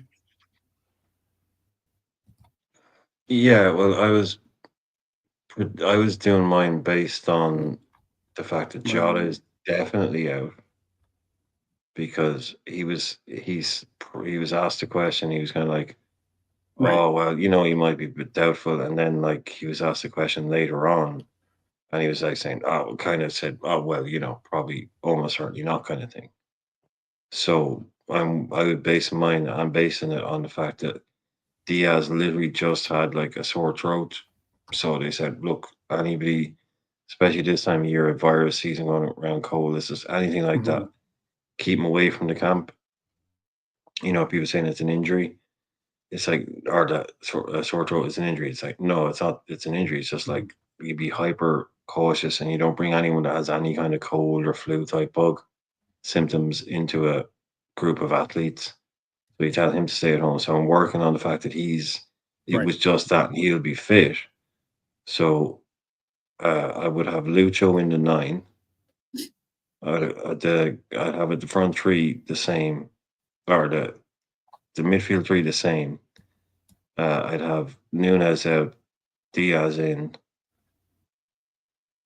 Maybe I'm being silly and starting Robbo. Everybody's like saying Simi, so maybe I've missed something with starting Robbo, but um, I don't really mind. You're up against probably Mbuemo if he decides to go wide. So that'll be a runner. That'll be a tough afternoon. So, you know, but yeah, KJ was on my short. He knows I was going. Like, I'm not starting Darwin if Diaz is fit. I'm not saying it's my favorite system either, but it's because Jota isn't fit either. So, Mhm. yeah, pretty much the same team. Other than I'm happy with Simi. Other than Diaz in for Nunes. That's same side for me. Mhm. Okay. I was just about to type out a message. KJ, if you want, we've got at least not 30 minutes of the show, about 30 minutes at least. If you want to hop on, you're more than welcome. The link is in the group chat. He said about Jota. Yeah, about Diego's disappointing. Abdul, big up Abdul, by the way. Big up, definitely. Jota has a Yeah, recurring Abdul. injury problem. Like, comment, subscribe. Prediction is Brentford 1, Liverpool 2. That's a hot number, or a hot pick. We need to stop the draw. You never walk alone. You'll never walk alone. And many thanks. Always blessings for my brother. Definitely always blessings to you. Hope that you're well. Big up, big up. And I also wouldn't mind hearing some of your actual um, what was it? Shot, not score predictions and score predictions. Yeah, Lucho and Slot more or less has his fixed 11. Yeah, he does. I think that we all said that. We said that last time as to we believe that his fixed 11 is somewhat what we do. And again, like I know that I don't know if Brentford plays a back three. I think they play a back four, right? No. They switch. Yeah, They With the back and exactly. forth. Okay. Yeah. Because I put together a possible lineup for them. Not on here as a graphic, but I had oh man, I'm gonna have to start get glasses pretty soon. Roslev, Collins, getting old. Vandenberg, good old Sepp is going to be seeing us again. Lewis Potter, then Norgard, who's a player that KJ likes. Janelle Jensen, Mabomo, Lisa, and Shadow. Damsgaard. I have at the. No, Shadow will start. Who's that? Shadow, Kevin Shadow. That's who you think's going to start? Okay. Yeah, they that's what the slot was talking about today. He was saying like it's a sign of a manager that's had a team for a long time, because he's saying most managers, it's hard enough to basically get them to learn one system. He said he has two systems that they can switch between. Mm-hmm. That's what he was referring to. It's like they can go 4 at the back, Mm-hmm. can pick that team, or they can go 3 at the back, pick that team. So it's and he's like saying that's a thing they have under their belt, that they can switch between the two. And it's a sign of a manager that's been there a long time. I think he was highlighting that fact that they could switch. Could be 3, could be 4, could be wing backs, could be 3 in the midfield. So we have to be ready for both. And he's got that joker up his sleeve. So it'll be an interesting one. It'll be like most teams, like you'll see their team line out come out, be like, yeah, pretty much what we expected. But with them, it'd be like, oh, okay, so they're doing this, they're doing that. You have to look at for a second and go, hang on, he's right. Okay, he's going to be playing here. A lot of times at Brentford, you have to kind of try and figure it out when you see the team sheet come out, who's going to play where. Yeah. I was going to I was just going to, not to cut you off. Finish your point. My apologies. No, it's just, it is. They're not predictable. Like you can predict they're either going to do this or they're going to do that, but they might do variations. So, yeah. I didn't like the Forest game. I don't like this one. Yeah. I think, though, that the one thing about this game is that we're going to see a team that's not going to be, just, hey, sitting back in a shell and saying, have at it. I was just looking at some of the different formations that they've taken on, like as in Brentford took on against Arsenal, they came out in a 4-3-1-2. Against City, they came out in a 4-3-3. Against, let's say, like Forest, they came out in another 4-3-3 again. Looks like 4-3-3 is more of their preferred lineup choices. But against, just like you said, against Newcastle, for instance, though, they came out in a 3-4-2-1. So they have some depth. It looks like they are one of those teams that don't say that they old question that I'd like to bring up. They don't necessarily say, hey, this is how we play. You have to adjust against us. More so, they'll adjust their lineup to try to pinpoint whatever they think is a vulnerability for their opposition. So, yeah, they basically got two. There's basically attacking Brentford and defending Brentford. Like that 3-4-1-2. That's a 5-2-3, easily if it needs to be. So it's basically whether it's attacking Brentford or defending Brentford. Again, like I said, I just don't like it. I don't like it. They have a lot of injuries. Yeah. No, I get it. To answer KJ's question too, they do have. I mentioned all the players that they had out earlier, like De Silva, Pinnock, Ahar or Adger. Iyer, yeah. Ihar, The Danish center player. Yeah. Hickey, Thiago, and Trevitt are all out. They're out. That's 6 players right there that they have out. So they have a bit of injuries to deal with. And that's why it should be interesting to see who and what they do against us when or who they have on the bench and who they're going to try to rely on getting the quality that they're looking for. It's going to be not an easy matchup when they come against us, I think, despite that. Because most of their 11 is fit, but it's a bench. They're starting 11, right? Yeah, it's a bench. Yeah, because last time they had Shade, right? That's how you pronounced it. He was on the bench. Yamaliuk was on the bench. Rico Henry, who I said just returned, was on the bench. Valor Marson was on the bench. Me is on the bench. Kim Ji-soo is on the bench. Fabio is on the bench. Connick was on the bench, and Edmund Paris was on the bench as well. Hasn't really That's worked wild. out for Fabio there, has it? I'm sorry. Not often do you get a hyphen for your first name, right? Sorry. That's all subject, First I name, guess. no. That's a No, little no, off subject, but yeah. I don't know. I don't think. Okay, but it hasn't really worked out for Carvalho there, has it? Not the way that he would like for it to happen. I mean, Sepp is playing. Not the way they spent 25 million. They probably expected it to work out a bit better. Yeah. He has come off the bench a couple of times though for them. I don't know. He's not starting though. You're right No, about it that. He's not hasn't really starting. clicked. Yeah. He played in their what was that?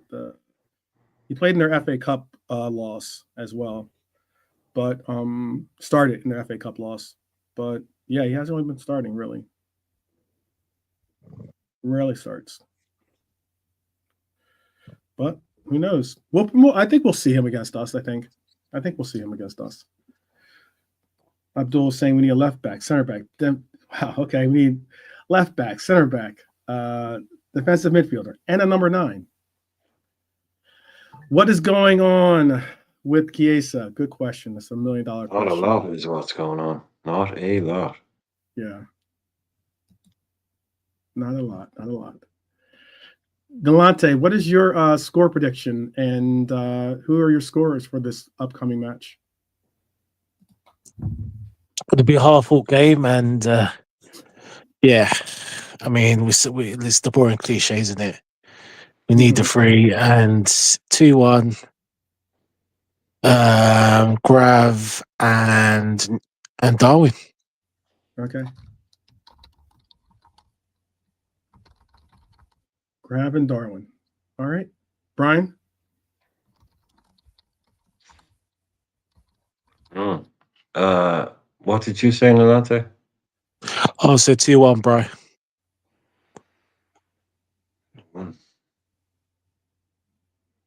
I'll say Desmond.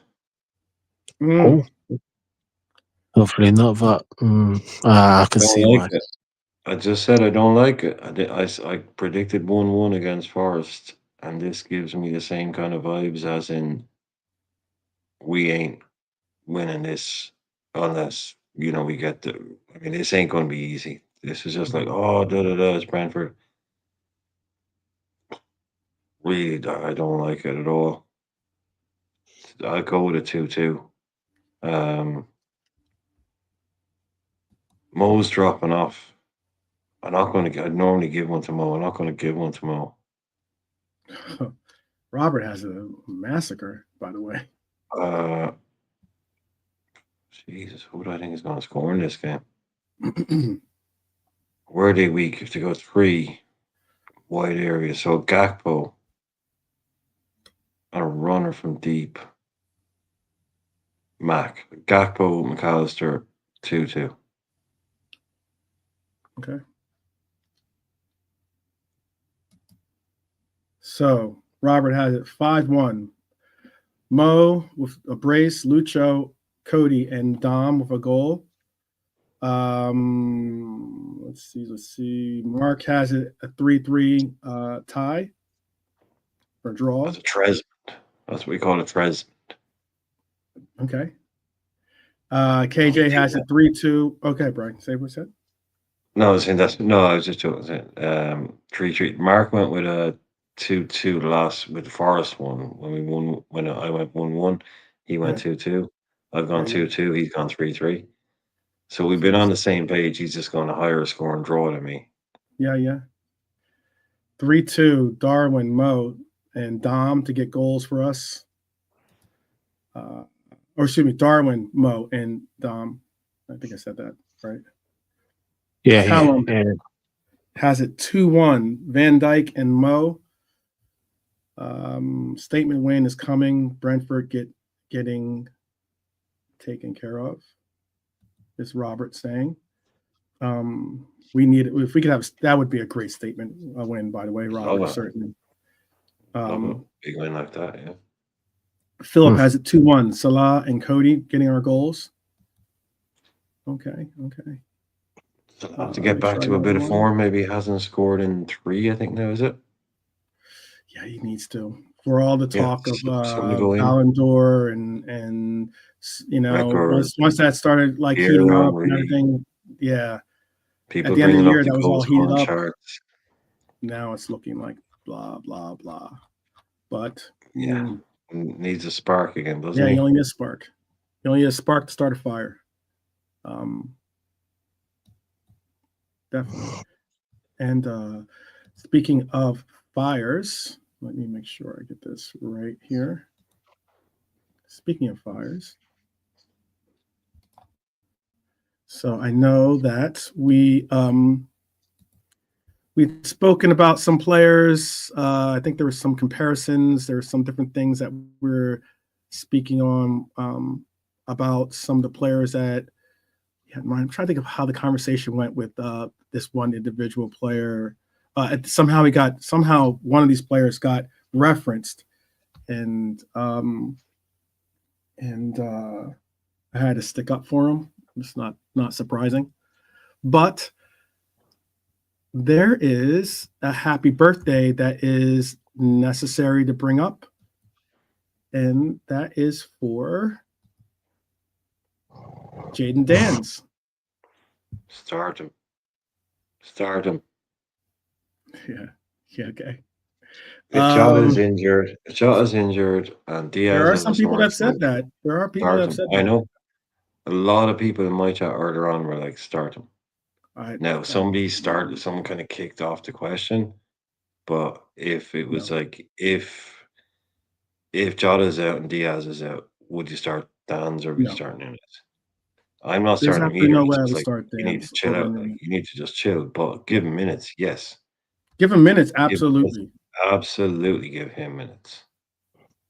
But to start Dan's in a game that everyone has put as being a must-win game, you know? You can't do that, kids. No, you can throw him on in the middle of the game where he's not expecting it. Yeah. He doesn't have time There's to your think birthday. about it. There's your birthday present. That's your birthday you present. don't give him a week to know he's going to start. I know JK likes to talk a lot about how it helps the player to know that they're going to start every weekend. Yeah, so maybe, but also some players need that fire of not knowing. You know, that's what gets them through training.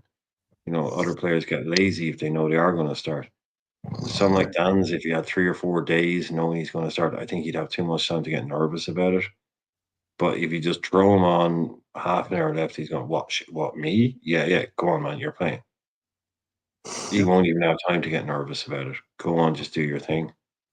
But yeah, not starting him. But that was his birthday was actually his birthday was actually yesterday too, by the way. I think his birthday was yesterday. I think it's the 16th. Is his birthday? I wanted to double check. I think it was the 16th.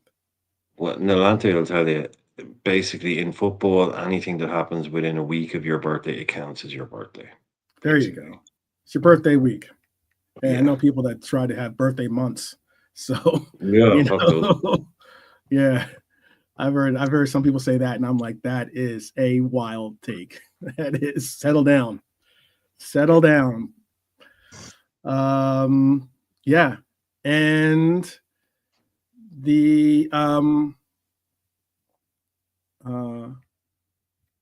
other player that I was talking about is the player that I said was Karuto Hiro for us, and that is happy birthday, Taki.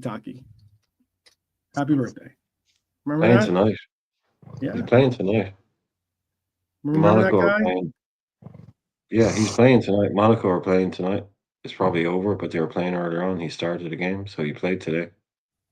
Monaco. Yeah.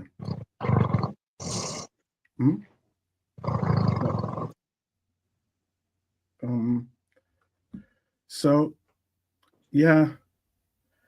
Taki, happy birthday. I don't know if you won your game or not. I can see if you did.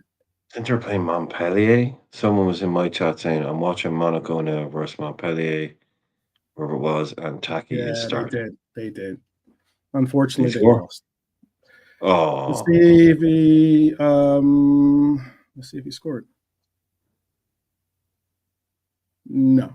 Tilo Kehrer scored for them. But they lost. Timo Kehrer. He used to play for West Ham. He played for West Ham until recently. Give him some birthday minutes on Tuesday. Yeah, there you go. He'll have some games to play. Dan's will see some minutes soon enough, I'm sure. He's a talented player. There's even talk about him. Maybe Slot talked about it today about because he was asked about whether Dan's was possibly going to be going out on loan. So yeah, he referenced it. It's sometimes hard to have he's not looking to have that many forwards on the team. Like, guys, I think that's one too many.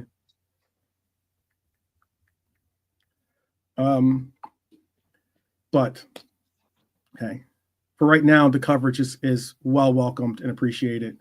Happy birthday to Taki. Happy birthday to Jaden. And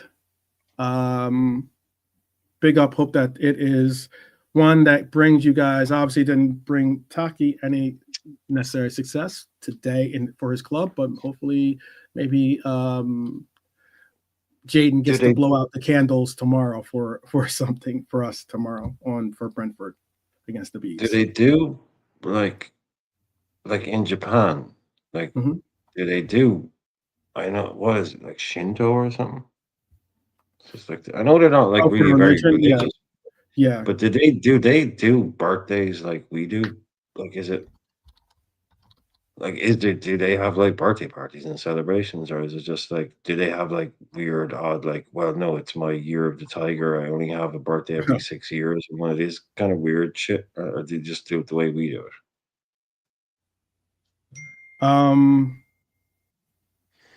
Yeah, they do celebrate birthdays.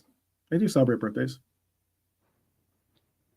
Okay. I don't know if they do they go all out like other countries or other cultures. Do they do Christmas? Surely they don't do Christmas. Christmas is a Christian thing, so surely they don't have Christmas in Japan, right?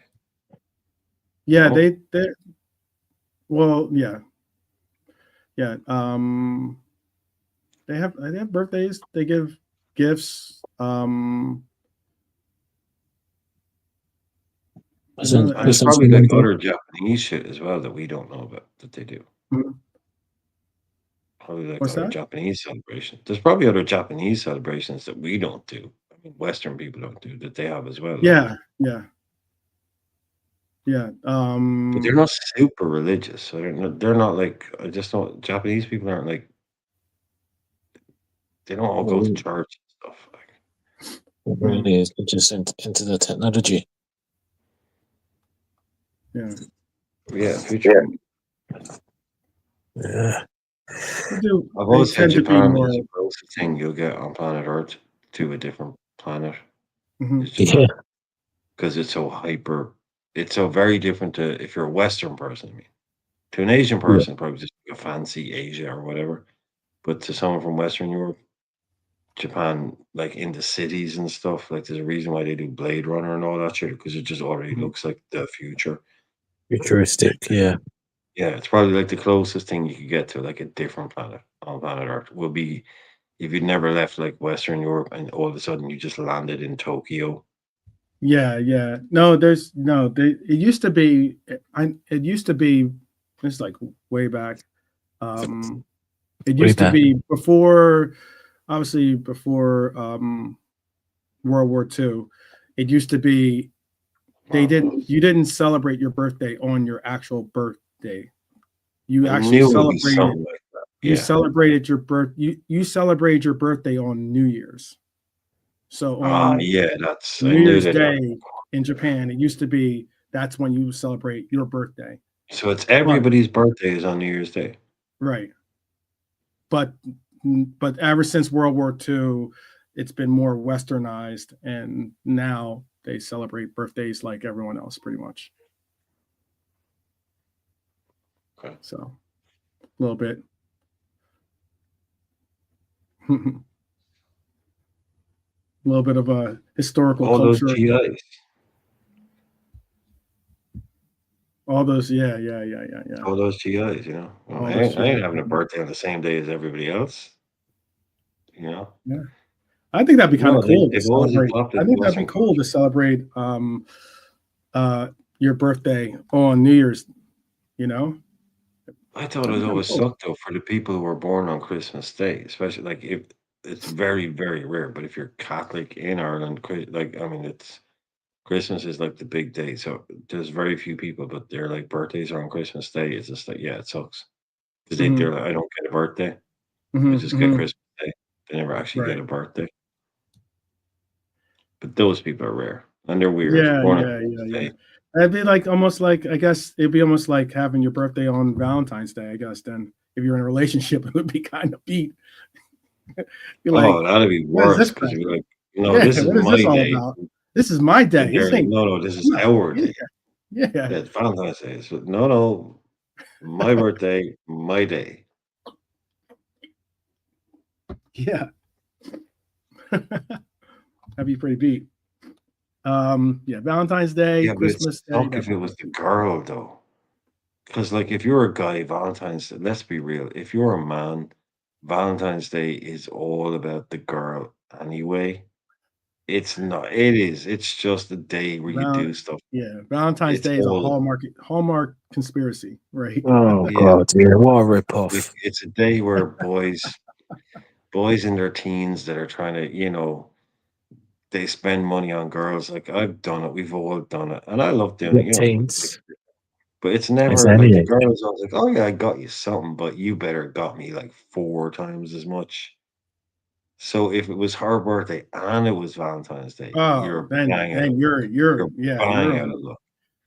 You better make that like special, They're special. gonna expect like 2 part days, and they'd be They're gonna watching expect like Instagram, and let's make a they're week gonna out of expect it like now. Mate, you miss travel, it. like tickets, like airline tickets to Yeah, somewhere or something. Sure. Nice little dinner to a 5-star Yeah, restaurants, you know. Hey, yeah. I've missed one day and I've had a moan the next day saying, "Oh, where's my card? What card? Right. D card." I'm looking.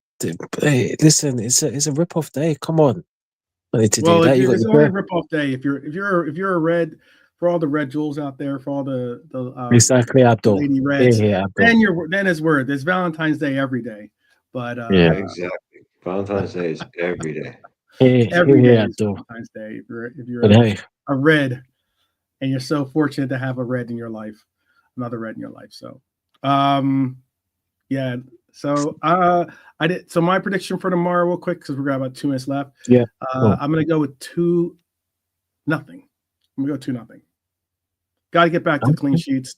I know. I almost want to go and say it'll be a 1-1 draw or something, so that I can kind of like, if that's like the negative jinx, like reverse psychology on myself, to like kind of with the universe that I'm playing this chess game with. But 2-0. I'm gonna go with 2-0. And We're not I talking am about scoring. We're not. If you're going to put money on it, please do not money us no, on a no, clean no, sheet. no. Do No, not, we ain't do not, stopping do these not. boys scoring. In the It real is world of not worth betting, it. do not put money on that. And I will go with I actually am going to go with the captain scoring our goal Okay. off a set piece and leading by example. I'll actually even go with him scoring the first goal for us, kind of setting the tone, and then I'll go with Darwin scoring the second goal. Okay. Interesting. That's my shot. So let's get it. Let's go. Let's big up these Reds. It comes down to it. Good big up Red Armchair Supporter. I see you got your shout in before we bounced. He said 3-1. Cody, Salah, and Mac, and Lisa is going to get their goal for them. Yeah. As long as we win, I don't care. If it's a 3-1, 2-1, 1-0. There you go. I don't. As long as that happens, as long as we get the win, that's all important. And it'd be even better if we get to see Arsenal or whoever's trying to pick up steam and catch up pace with us. If we can see them lose, that'd be even better as well. So. Oh yes, come on, Villa. Yeah. So yeah. Anything you guys want to do or speak on before we bounce out? We'll definitely do a roll call tomorrow. We'll do the roll call an hour before the game. It's a 3:00 start, right, Brian? 3:00. 3:00. Yep. Yeah, it's a So, VPN job. It's a dodgy stream job. If you're in the UK, VPN blackout. So. Oh crap. Okay. Well, I will not be going to my supporter pub tomorrow. So, guys are more than welcome to hang out and watch the game. And I am going to see you guys, everyone, hopefully for roll call.